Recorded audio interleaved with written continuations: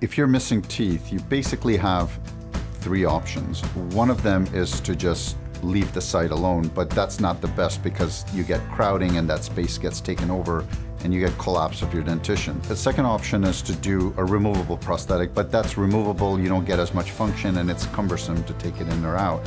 And there is one other option, which is a bridge as well. However, none of these options will last for a long time. Like a bridge is a fixed option, but maximum lifespan is about 15 years. And it's a bridge, so it's not very close to your natural, the way the teeth fit naturally. So you have to floss under it and it's just more cumbersome to clean.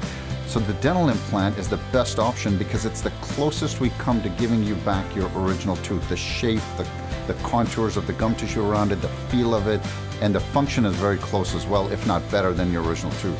Because they're strong, they don't decay, and they usually don't break either. Now, it has to be done in the best way to give you the best results. And that means at least taking a CAT scan so you can see in 3 dimensions what the bone looks like, and you want to place it in such a way that it can be restored.